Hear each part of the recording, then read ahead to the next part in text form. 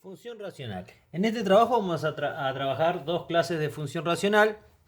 Esta, f de x igual a k sobre x, siendo k un número que pertenece a los reales, o sea que va a ser solo un número, el valor del numerador. Y abajo va a haber un solo término con x. ¿Sí? A esta función también se la llama de proporcionalidad inversa, ¿sí? O inversamente proporcional, que es exactamente lo mismo.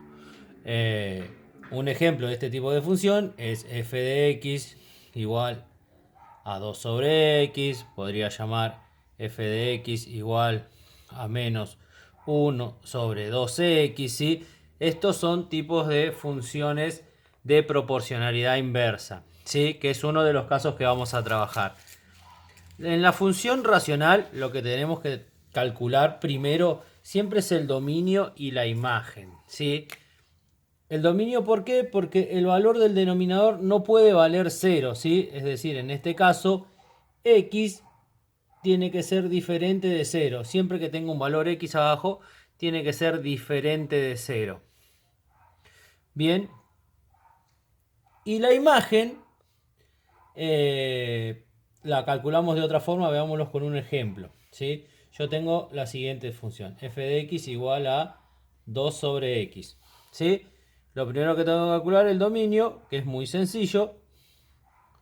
En este caso, en el denominador solo tengo una x y ese valor de x tiene que ser diferente de 0, ¿sí? Entonces el dominio se escribe de esta forma. Son todos los reales menos, en este caso, el 0. ¿Sí? Y la imagen, la función se iguala a la letra i, es decir, en lugar de poner f de x, yo voy a poner i igual a 2 sobre x. Y despejo la x, ¿sí? Quiere decir que la que tiene que quedar sola es la x. Entonces, esta aquí está dividiendo, la voy a pasar a multiplicar del otro lado, entonces me va a quedar i por x igual a 2.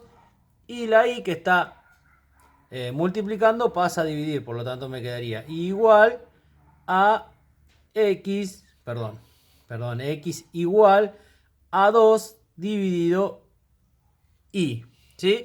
Y entonces acá se resuelve igual que con el dominio. La i que se encuentra en el denominador tiene que ser diferente de 0, ¿sí? Entonces la imagen van a ser todos los reales menos el 0 porque la i está sola. Y así se calcula el dominio y la imagen, ¿sí?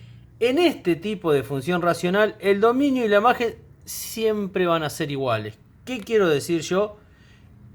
Este cálculo que yo hice acá va a modo de mostrarle de dónde salen esos valores, ¿sí? Pero no lo vamos a tener que hacer, sino que solo vamos a tener que saber que en este tipo de función, en este tipo donde es de proporcionalidad inversa, lo único que tengo que saber es que el dominio siempre van a ser todos los reales menos el 0 y la imagen siempre van a ser todos los reales menos el 0.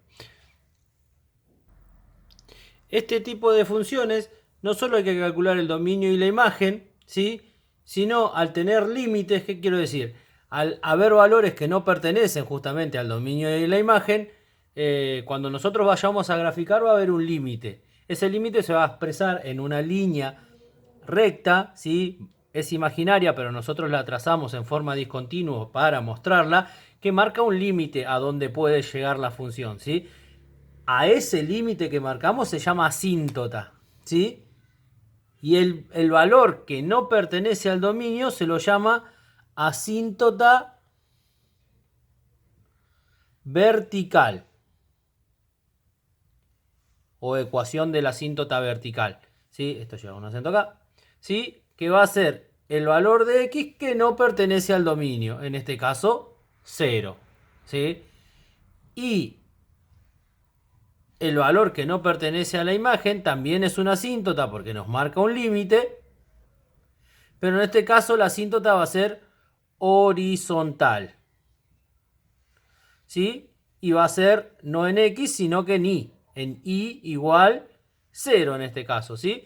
Para este tipo de ecuaciones, dominio imagen, todos los reales menos el 0, y asíntota vertical en x igual 0, ¿sí? Y asíntota horizontal en y igual 0. Siempre ocurre lo mismo, ¿sí?